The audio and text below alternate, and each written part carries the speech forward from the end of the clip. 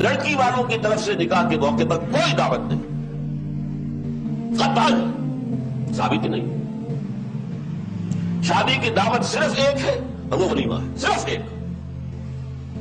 اور دیکھیے ولیمہ کیوں ہے؟ لڑکا جو ولیمہ دیتا ہے اس لیے کہ اس کا گھر آباد ہوا ہے، اس کے ہاں اصل خوشی ہے۔ لڑکی والوں کے ہاں خوشی نہیں ہوتی۔ زیادہ سے زیادہ آپ کہہ سکتے ہیں سائی آف ریلیف، کہ ایک ذمہ داری کا بوجھ تھا آج وہ اتر گئی، اللہ کا شکر ہے، بس خوشی ہو سکتی ہے۔ گھر سے بچی نکل رہی ہے، کوئی جانور بھی 6-7 سال آپ کے یہاں رہ جائے تو آپ کو اس سے کتنا انس ہو جاتا ہے۔ قربانی کا جانور آپ چند دن پہلے لے آئے اور بچے جو ہے مایوس ہو جائیں تو بچے پچھاڑے کھا دیں کہ کیسے ذبح کر رہے ہو، اور وہ لختے جگر پورے چشم آج گھر سے نکل گئے۔ ماں کو غشی کے دورے پڑ رہے ہیں، بہن بھائی رو رہے ہیں، دلہن رو رہی ہے، باپوں کی آنکھیں بھی نم ہو جاتی ہیں، خوشی کا موقع نہیں ہے۔ اور پھر دیکھیے تماشا، نکاح کے موقع پر چھوارے کون لائے گا؟ لڑکے والے، اور مرغ پلاؤ کس سے کھائیں گے؟ لڑکی والوں سے۔ تو ذرا عقل کے ناخن لو، جو تمہیں مرغ پلاؤ اور متنجن کھلا سکتا ہے وہ چھوارے نہیں بانٹ سکتا تھا۔ یہ کیا ہے؟ یہ وہی ہے، ہندوانہ پس منظر اور ہمارا اسلامی پس منظر دونوں یہاں گڑبڑ ہو گئے۔ اور اس کے ضمن میں آپ کو ایک خوشنوی کے طور پر یہ بات بتا دوں کہ میوات کے علاقے میں جو مسلمان رہتے تھے، جہاں شدی کی تحریک شروع ہوئی تھی اور جس کی اصلاح کے لیے پھر تبلیغی جماعت کا آغاز ہوا، وہاں وہ لوگ تھے کہ جو کبھی بڑے بوڑھے کسی ان کے آباء و اجداد میں سے کسی مسلمان صوفی ولی اللہ کے ہاتھ پر ایمان لے آئے، لیکن نہ تعلیم نہ تربیت، کلمہ ہی نہیں آتا تھا، اس لیے کلمہ جماعت کہتے تھے اس کو، تبلیغی بات کو کلمہ پارٹی، جا کے کلمہ سکھاتے تھے لوگ۔ ان کے ہاں سنا ہے نام بھی ایسے ہوتے تھے، آدھا ہندو نام آدھا مسلمان نام۔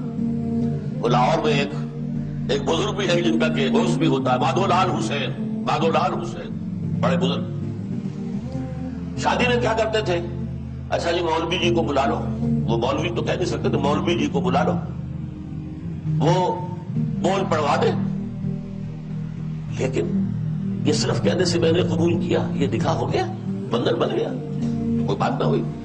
اب پھیرے بھی ڈلواؤ، پھیرے میں پتہ چلتا ہے کہ بن گئے یہ دونوں، اس لیے دونوں کے کپڑے کے اندر گرہ لگائی جاتی ہے، اور وہ گرہ لگا کر وہ 7 پھیرے جو ہے وہ جب لیتے ہیں سب کے سامنے، معلوم پکی گرہ لگ گئی ہے، ورنہ اس سے پہلے تو یہ بول جو ہے 2 بول، ان سے کیا ہوا؟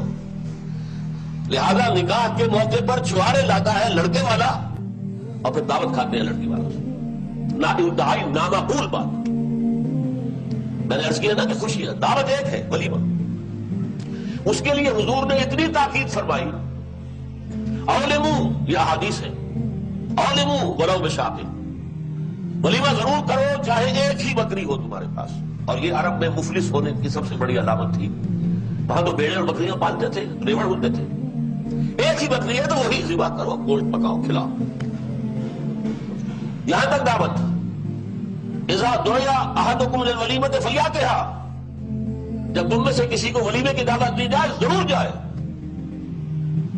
اس سے آگے دیکھیے، اور اس میں توازن جو ہے ہماری دین میں اور حضور کے فرمودات میں، اس کا ایک نقشہ سامنے آتا ہے۔ بے سب طعام و طعام الولیمہ، ولیمے کا کھانا برا کھانا ہے۔ کیوں؟ اس میں غریبوں کو نہیں بلایا جاتا، یہ ظاہر بات ہے۔ یہ مسلی کھلانے کے لیے تو ولیمہ نہیں ہوتا، ولیمہ تو ہوتا ہے اپنے دوستوں کو، آپ کو، رشتہ داروں کو، قرابت داروں کو شریک کرنے۔ لیکن اس کے باوجود، اسی حدیث کا ٹکڑا، اس کے باوجود میں تم سے کہتا ہوں کہ جسے بلایا جائے اگر وہ نہیں جائے گا تو وہ اللہ اور اس کے رسول کے حکم کی خلاف ورزی کرے گا۔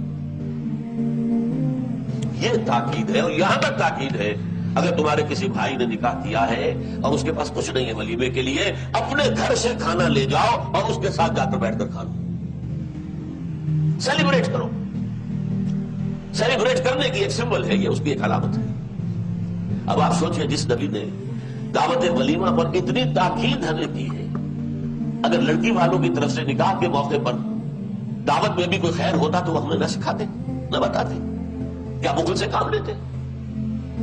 ہاں، اس زمن میں میرے علم میں بات آئی کہ سعودی عرب میں یہ مسئلہ ہو رہا ہے، وہاں بھی مسجد میں نکاح نہیں ہوتا، لڑکی والے کے گھر جا کر، اور دعوت بھی ہوتی ہے، لیکن اس دعوت کا سارا خرچہ لڑکے والے دیتے ہیں، پورا خرچہ، اور اسے وہ ولیمۃ العرس کہتے ہیں۔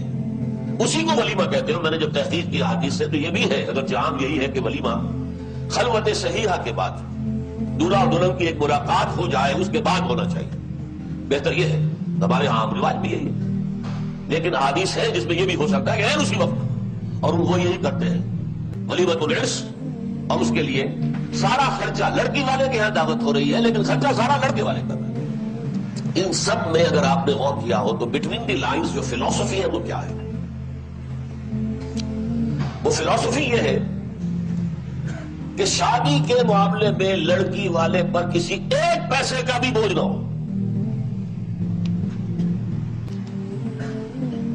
لڑکی والے نے، ماں باپ نے بچی کو پالا ہے، پوسا ہے، وہ تعلیم دلائی ہے، وہ تہذیب دی ہے، اب وہ لڑکی آپ کے حوالے کر رہے ہیں.